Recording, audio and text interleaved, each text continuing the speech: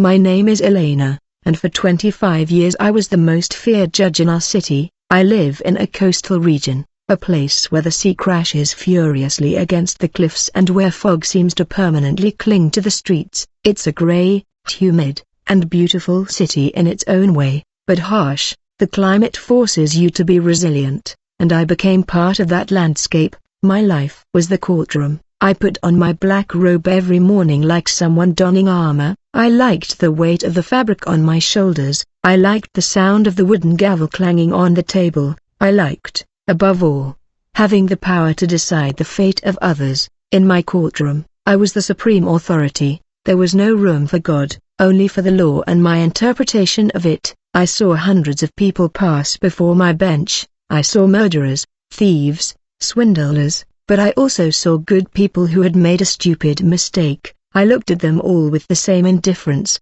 To me, they weren't human beings with souls. They were files, paper and ink that I had to archive. I remember many mothers crying in the back pews, praying softly, begging Jesus for mercy. That irritated me deeply. I thought they were ignorant, people clinging to fantasies because they didn't have the courage to face reality. Sometimes I'd overhear people in the hallways talking about testimonies of hell or about someone who'd had a supernatural experience, and I felt utter intellectual contempt. For me, death was the end, just a blackout.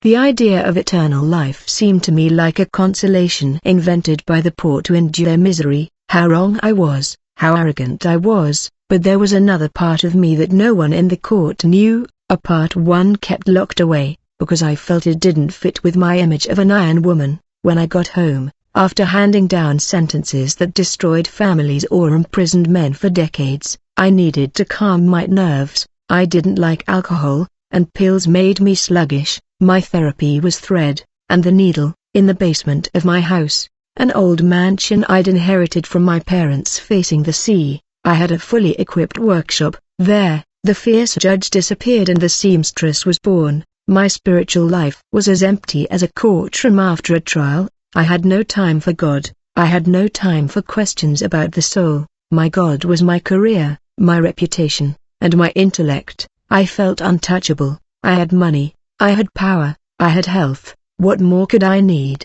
The word salvation wasn't in my vocabulary. For me, being saved meant winning a case or avoiding a public scandal. I didn't understand that my soul was slowly rotting beneath the silk robes and good manners. I clearly remember the weeks leading up to my accident. The atmosphere in the city was heavier than usual, the storms were constant, and the sea roared with a violence that rattled the windows of my house. I felt restless and irritable. I started having insomnia. I would go down to my sewing workshop at 3 a.m., trying to sew, but my hands would tremble. I would tie knots where they shouldn't be. I would prick my fingers with the needle until they bled and stare at the drop of red blood on the white cloth, feeling an emptiness in my stomach that I couldn't explain. Now I know it was a warning. I firmly believe that before a tragedy occurs, the spirit senses the approach of death, but I was too deaf to hear. I was too busy being important. One day, an elderly woman approached me as I was leaving the courthouse. She was small, dressed in humble, worn clothes. The security guards tried to push her away, but she broke free with surprising strength and looked me straight in the eyes. I will never forget that look. There was no hatred, only infinite sadness. Judge Elena told me in a soft voice, "The justice of men is blind, but the justice of God sees everything. Beware of pride. The abyss is closer than you think. Seek Jesus Christ while he may be found." I paused for a moment. I felt a chill, but my pride reacted immediately. I straightened up, adjusted my expensive leather bag, and replied in my best tone of contempt, "Madame, save your sermons for church. Here, the law rules, not fairy tales." I got into my car and closed the door, isolating myself from her. I saw her in the rearview mirror as I drove away. She stood there in the drizzle, looking at me with pity. That image haunted me all day. It bothered me that someone so insignificant that she dared to pity me, a powerful woman. What did she know about life? What did she know about success? That night the unease was unbearable. I went down to the basement. I had a black velvet dress I was trying to mend. It was a difficult, slippery fabric, While I was sewing, the machine jammed, the thread became tangled in an impossible tangle. I pulled hard, frustrated, and the needle broke, jumping toward my face and grazing my cheek. It was a tiny cut, but I was frightened. I froze, staring at the broken machine. Suddenly, I had a strange thought, unfamiliar to me. I thought of a snake's skin. I don't know why. I'd never liked reptiles, I'd never even thought about them. But as I touched the black velvet of the dress, my mind conjured up the image of a snake shedding its skin, an old skin falling away to reveal something new but dangerous. I shook the thought out of my head, blaming it on exhaustion. You need a vacation, Elena, I told myself aloud. My voice sounded hollow in the cold basement. I didn't know my vacation would be a trip to the most horrible place there is. I didn't know that feeling of discomfort was my soul screaming, crying for help before the impact. Today I understand why there are so many shocking testimonies online and in churches. It's not because people want fame. On the contrary, telling this story is shameful. It's painful to lay yourself bare before the world and admit that you were lost, that you were bad, that you deserved the punishment. It's the hardest thing I've ever done, but I do it because the truth burns if you keep it to yourself, and because I know there are many like me out there, successful people,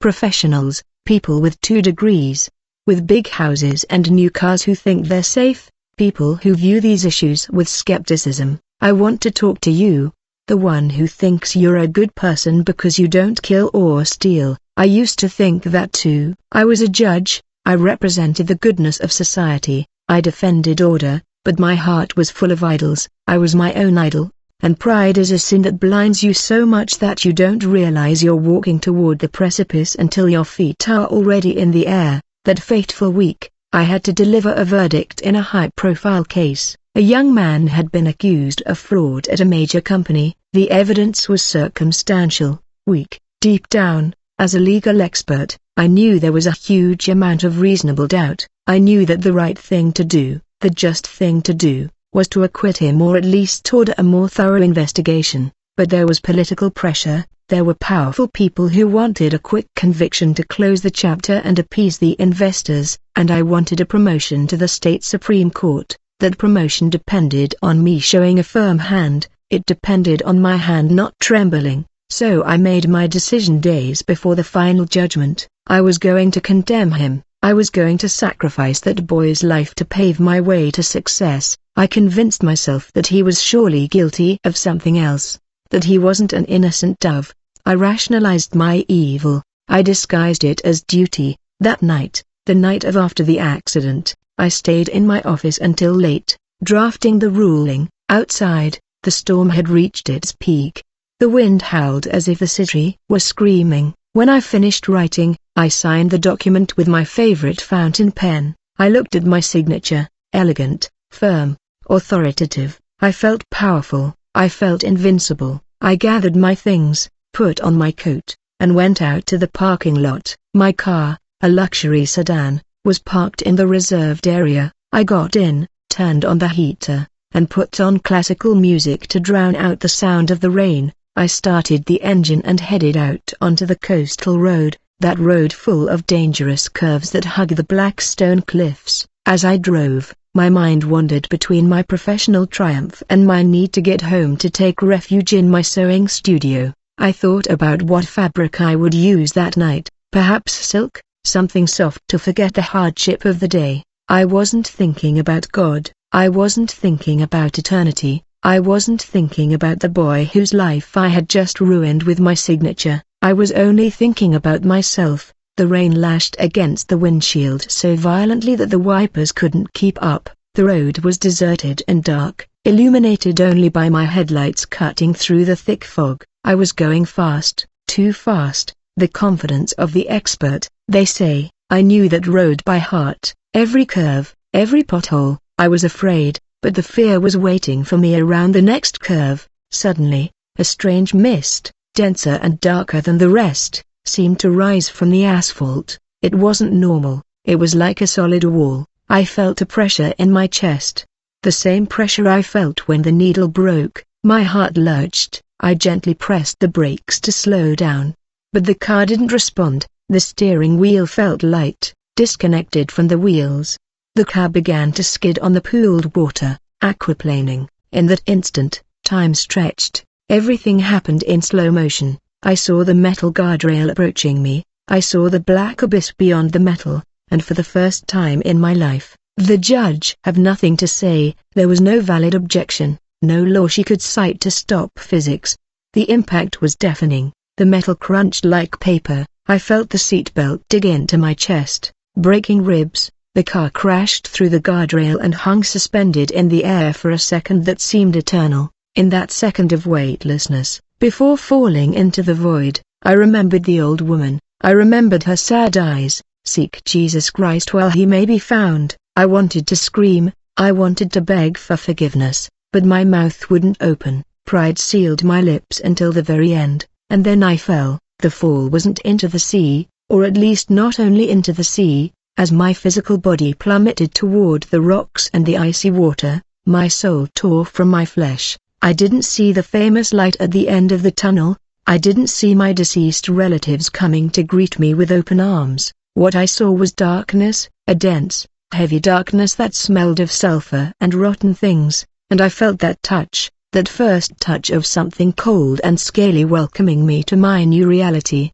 The judge was dead. The sentence was now mine. The sound of an accident is something no one can describe in words. It's not just a crash, it's a cacophony of violence. I heard the metal of my luxury car screaming as it twisted.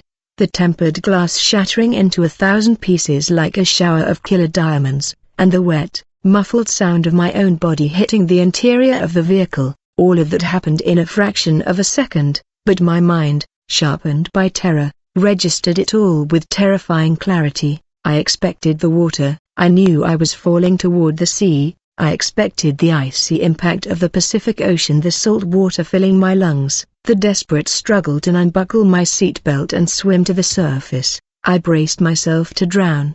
I tensed my muscles, waiting for the cold, but the water never came. And this is what I need you to understand, what I need to be etched in your minds. When we die, there is no fade to black, there is no moment of unconsciousness. The transition was instantaneous and terrifying. My car hit the rocks below. I know because I saw it, but I didn't stop with the car, while my physical body, that shell I cared for so much with expensive creams and designer clothes, was shattered between the iron and the stone. My true self, my consciousness, my spirit kept falling. I went through the floor of the car, through the rocks, through the water. Nothing physical could stop me. It was as if gravity had multiplied 1,000-fold. I was falling downwards, but not towards the bottom of the sea, but towards the center of the earth, towards a place that geographically shouldn't exist. Darkness swallowed me. It was no longer the darkness of a stormy night. It was a dense, palpable darkness, as if I were submerged in black ink. The wind I felt in this fall wasn't air, it was a gale of wailing. At first I thought it was the ringing in my ears from the trauma of the impact, but as I fell deeper and deeper, the sound became clear. They were screams, distant screams, millions of them, fused into a single, constant, despairing drone. The fear I felt in that descent is unmatched by anything on earth. In life we fear pain, losing money, loneliness, but there I felt the absolute fear of being completely unprotected. I didn't have my judge's robe, I didn't have my money, I didn't have my university degrees, I had no rights. For the first time, I understood what it meant to be spiritually naked. Suddenly, the fall stopped. I didn't land softly, but I didn't shatter either. I simply hit a surface and lay there, gasping for air that wasn't there. I lay motionless, my eyes closed, shaking violently. My rational mind searched for logical explanations. I'm in a coma, I thought. This is a hallucination brought on by the brain trauma. I'm in the hospital dreaming. I tried to cling to that idea. I told myself, wake up, Elena, wake up, but when I opened my eyes, I knew it wasn't a dream. The reality of that place was more vivid, sharper, and more horrifying than anything I had ever seen on Earth. There was no sunlight, no electric light. The place was bathed in a grayish, dirty gloom, like the sunset of a nuclear winter day. I could see, but everything lacked color. Everything was gray, black, brown, rotten, I sat up slowly. I looked at my hands. They were my hands, but they looked translucent, grayish, as if all life had drained from them. I touched my face, felt my skin, but it was cold, a chill that penetrated to the bone, a total absence of human warmth. I looked around and vomit rose in my throat. I wasn't in a hospital. I was in a vast, flat, and desolate valley. The ground wasn't solid earth, it was a kind of viscous, damp, and repulsive mud. When I placed my palm down to support myself, I felt the ground throb slightly, as if it were made of rotten meat or some other decomposing organic matter. It smelled of sulfur, old blood, and a clogged drain, a smell so pungent I could taste it on my tongue. "Hello?" I asked. My voice came out strangled, weak. No one answered with words, but the environment reacted. As I spoke, shadows moved in the periphery of my vision. Shapes I couldn't make out slipped away into the toxic haze that hovered just above the ground. I stood with difficulty, my seamstress's legs, accustomed to sitting for hours peddling the machine, or my judge's legs beneath the bench, no longer supported me the same way. I felt heavy, as if I were wearing invisible chains. I took a few steps, my bare feet sinking into that disgusting substance. I looked for a way out, for a traffic sign, a door, a window, anything, but the horizon was infinite and monotonous. There was only desolation. Then I began to hear the whispers. They weren't coming from any specific direction, they were coming from everywhere. They seemed to rise from the ground itself. "Guilty, guilty, guilty." I turned sharply. "Who's there?"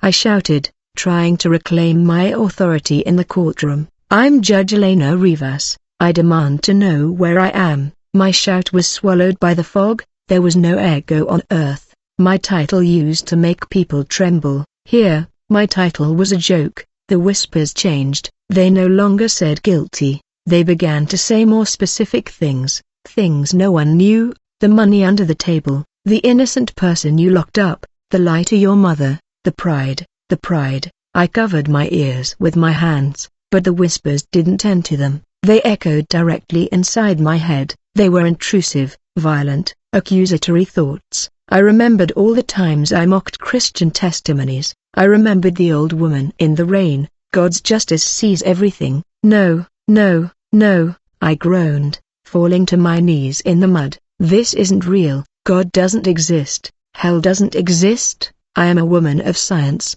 of law. This is a delusion." But as I said it, a certainty as cold as steel settled in my heart. It was real, more real than the chair in my office, more real than the car I had just destroyed. I had died, and my soul had reached its destination. There was no fire around me yet, but the heat was suffocating, dry, unbearable. It was like being inside an unlit oven that retains the heat of 1,000 years. I felt a terrible thirst. My tongue was stuck to the roof of my mouth. I would have given all my fortune, all my possessions, for a single drop of water, just one. I looked up, searching for the sky, searching for God, even if it was to insult him or to beg him. But there was no sky above. There was only a vault of black, oppressive rock that seemed to be slowly descending to crush us. There were no stars, no moon, no hope. I started walking aimlessly, crying, but my tears didn't soothe me. They burned my cheeks like acid. That's when I saw the others. At first, I thought they were mounds of earth or stones, but as I got closer, I saw that they were people, or what was left of them, huddled on the ground, gray, emaciated, their eyes wide with terror. Some were rocking back and forth, others were tearing at their hair, others were simply staring into space, mouths agape in a silent scream. I approached a man who was standing nearby. He seemed to be wearing a tattered suit, as if he had died long ago but was still wearing his funeral clothes or his work uniform. "Sir," I said, touching his shoulder, "please tell me where we are." The man turned slowly. His face was a mask of pure anguish. He had no eyes, only empty, dark sockets. But he looked at me. "We are where the worm does not die," he whispered in a voice that sounded like dry leaves breaking. "We are where time stands still. Welcome home, Judge." I stepped back, horrified. How did he know who I was? "I don't belong here," I stammered. "There was a mistake. I am a good citizen. I obeyed the law." The man let out a dry, horrible laugh. The law mocked. Here, the only law is pain and paying for what we did. Suddenly, the ground beneath my feet began to vibrate. It wasn't an earthquake, it was something moving beneath the mud, something large. The other souls nearby began to scream and scatter, crawling like frightened insects. "It's coming," a woman shouted from afar. "Hide." I didn't know it was coming, but my survival instinct, or what was left of it, kicked in. I tried to run, but the mud became stickier, trapping my ankles. It was as if the ground wanted to deliver me, and then I felt it again, that feeling on my skin, the same one I felt in my sewing workshop when the needle broke, that cold, dry touch of invisible scales passing near me. The air grew heavy, a hissing sound filled the valley, drowning out the cries. It wasn't an ordinary snake. The sound was so deep it made my broken ribs, or the memory of them, vibrate. I froze, alone in the mist, as the shadows parted to reveal something creeping closer, something ancient, something that knew me by name. Regret began to sprout within me, but it wasn't genuine regret yet. It was remorse, it was panic. I wanted to go back. I wanted 5 more minutes on Earth to kneel and beg for forgiveness. I wanted to change my sentence against that boy. I wanted to hear the old woman speak, but time had run out. The door of grace seemed to have closed behind me with the sound of my car's twisting metal. Now I was alone, and the owner of those scales had come to collect. Fear has levels. On Earth, we think we know fear when we lose our jobs, when we receive a medical diagnosis, or when we walk down a dark street. But that's not real fear, that's anxiety. True fear, biblical and absolute fear, is what I felt when I understood that my will no longer belonged to me. In that place, your will is the first thing they take from you. I lay there with my knees sunk in that nauseating mud, unable to get up. I tried to stand, I tried to regain my judge's posture, that straight back that intimidated defense attorneys, but my legs wouldn't respond. It was as if gravity in that place were a giant hand crushing me against the ground. I realized with horror that in this valley of shadows, no one could stand. Upright posture, the dignity of a human being who walks erect, was forbidden. Here we were all worms, we all had to crawl. The landscape around me cleared a little, not from light, but because my dead eyes grew accustomed to the gloom. What at first seemed like an empty desert now revealed itself as a moving mass grave. The ground didn't tremble from earthquakes. It trembled because it was covered with millions of souls. As far as the eye could see, gray, twisted bodies moved slowly over one another, like a mass of larvae in an open wound. The smell was the worst. In my sewing workshop, I sometimes used vinegar to set colors or clean stains, and the strong smell made me wrinkle my nose. But this was the concentrated smell of every sin committed in history. It smelled of betrayal, it smelled of violence, it smelled of lies. The air itself was toxic. Every time I inhaled, it felt as if I was swallowing hot, ground glass. My lungs, though no longer biological, burned with a chemical fire. I coughed, trying to expel that air, but I only inhaled more. It was a cycle of suffocation that never ended in unconsciousness. Then, the hissing I had heard before transformed. It was no longer an ambient sound, it became words. They didn't come from one person, they came from everywhere. They seemed to sprout from the cracks in the ground, from the black rocks, from the mouths of the other damned. It was a chorus of millions of low, rapid, and malicious voices. I call it the Well of Whispers, because there were no thunderous screams in that specific area, only a constant, maddening murmur, like the buzzing of a swarm of wasps inside your brain. Unjust judge, corrupt judge, you thought you were a goddess, you thought you were the law. The voices knew my life better than I did. They began reciting articles of law that I had morally violated. Article of pride, guilty. Article of greed, guilty. Article of lack of mercy, guilty. I covered my ears tightly, pressing my hands against my head until I felt my skull was going to explode, but it was useless. The whispers weren't sound waves, they were telepathic transmissions of pure hatred. They seeped through my fingers, through my pores. Enough.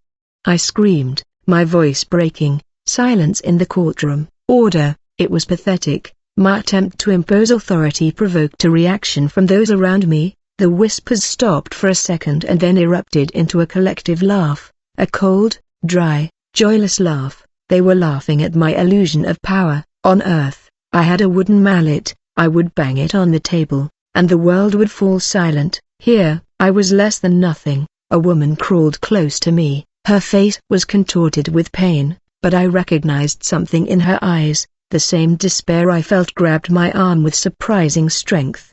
Her long, dirty nails dug into my spectral skin. "There is no order here," she hissed in my face with breath that smelled of sulfur. "Here, there is only memory. You don't hear them, they are reading your sentence." I pushed away from her, filled with disgust. Pride still lived within me. Even in hell, I didn't want to be touched. I didn't want to be part of that mass. I was Elena Rivas. I had a mansion facing the sea. I sewed dresses of imported silk. I didn't belong in this garbage dump. But reality hit me again. I looked at my clothes. I was no longer wearing my immaculate black toga or my designer coat. I was wearing dirty, grey rags, stained with that viscous substance from the ground. They looked like poorly applied mummy bandages. My vanity, my shield, had vanished. I tried to crawl forward, searching for a way out of that valley. My seamstress's hands, which I always took such care not to snag the fine fabrics, now sank into the filth. I felt things moving under my palms, insects or things that looked like insects. They bit me. I felt sharp pricks, like hot needles piercing my fingertips, but I didn't bleed. It just hurt. It hurt with an intensity that made me cry, but my tears evaporated before they hit the ground because of the heat. As I crawled, the whispers changed in tone. They became more specific. They began to speak of things I had buried deep in my subconscious. They reminded me of the day my mother died. I was too busy with an important case to go see her in the hospital in her final hours. She died alone, calling my name. The whispers, they repeated her last words in her own voice. "Elena, daughter, come here." "No," I wept, pounding the ground. "I had a job. It was important. Work was your idol. Your mother died alone. Selfish, selfish." The emotional pain was worse than the physical. On Earth, we can distract ourselves. We turn on the television, drink a glass of wine, go down to the basement to sew, work late. We have ways to numb our conscience, but in hell there are no distractions, no sleep, no rest. You are alone with your naked truth, and that truth tortures you relentlessly. I understood then that fire is not the only torment in this place. Memory is a fire, guilt is a worm that eats you from the inside and is never satisfied. I kept crawling, fleeing the voices until I reached the edge of what looked like a precipice in the valley. I looked down, and vertigo made me dizzy. It wasn't an empty abyss. Below, in the profound darkness, red glows like embers from a distant fire could be seen, and louder cries could be heard, shrieks of unbearable physical pain. But what stopped me wasn't the abyss, but what I saw on the other side. Far, far away, I saw a crack in the black stone sky, a tiny crack, almost invisible, and through that crack I saw a light. It wasn't the grey light of this place, it was a pure light, golden, white, a light that conveyed a peace I had never known. For a second, my dead heart leapt. "Hope, there," I cried, "is a way out." I tried to get up again, driven by the sight of that light, but as soon as I fixed my eyes on it, I felt a brutal weight on my shoulders. An invisible claw crushed me against the mud. "It's not for you," the whispers said, this time in unison, like a chorus of judges delivering their final verdict. "That light is for those who have been cleansed. You are stained, you are dirty." The light faded, the crack closed, and the darkness returned. The sense of loss was devastating. It was like dying a second time, to know that salvation exists, to know that heaven is real, that peace is real, but that you are forever excluded, is the greatest torment a soul can suffer. It is the definition of damnation, to see glory from afar and know that you will never be able to touch it. I collapsed. I stopped fighting. I lay in the mud, sobbing without comfort. "Why?" I asked the void. I was a woman of the law. I maintained order. I didn't kill anyone with my hands. A different voice answered. It wasn't a whisper. It was a deep, resonant voice that made my bones tremble. "You killed the truth," the voice said. You killed mercy and made yourself a god in your own image and resemblance. I raised my head, searching for the source of that voice. The air in front of me began to swirl, the fog thickened and took on a tall, immense, cylindrical shape. Fear returned, but this time, it was mixed with a terrifying respect. I knew I was before a real authority, not a borrowed one like mine, but an ancient and malevolent one.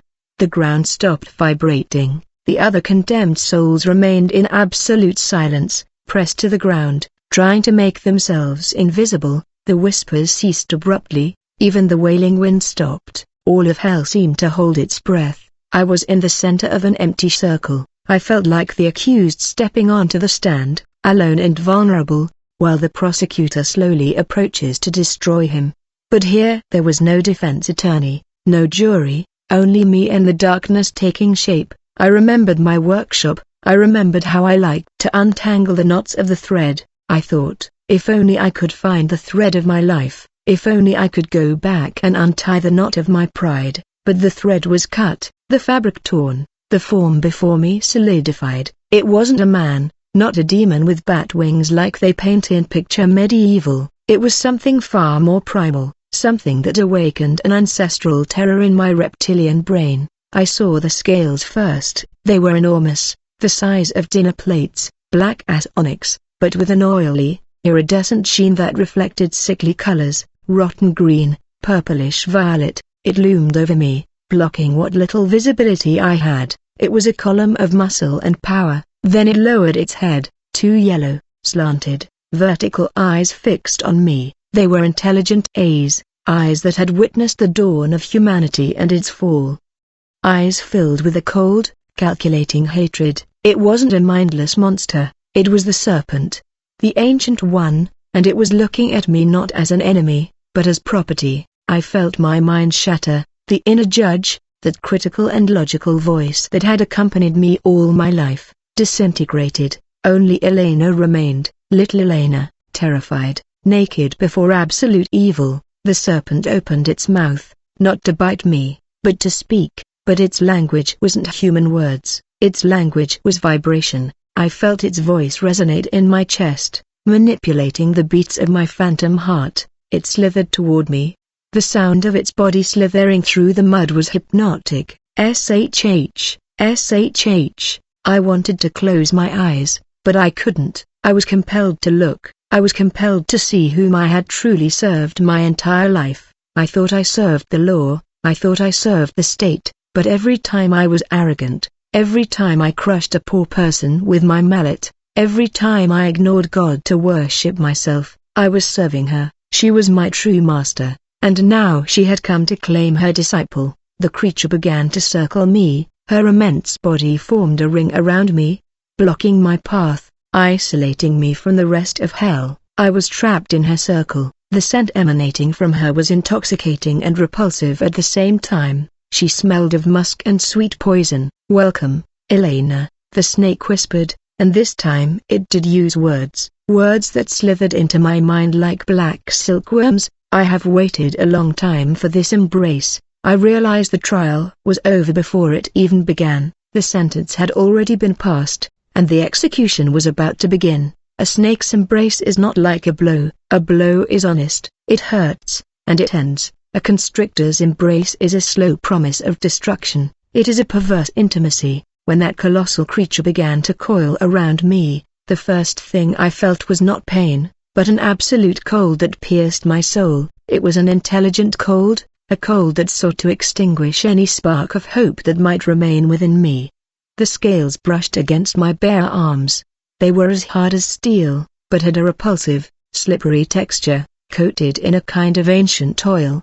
The sound of its body sliding over itself to create the first ring around me was the most terrifying sound I've ever heard. It was the sound of a cell closing forever. I froze, paralyzed by fear, not the fear that makes you scream, but the fear that freezes you, the one that turns you into a statue. My instincts as a judge, those that served me to dominating a room full of aggressive lawyers, they vanished. There was no law that to protect me, no one to call on. I was alone with the beast. The serpent was in no hurry. It knew I couldn't escape. It moved with a terrible elegance, closing the circle inch by inch. I felt the first squeeze on my ankles. It was gentle at first, almost like a caress, but with undeniable firmness it trapped my legs, immobilizing them. Then the thick, muscular body continued to rise, encircling my hips, my waist, my chest. It was like being trapped in a living vice. "I know you, Elena." The voice vibrated in my head,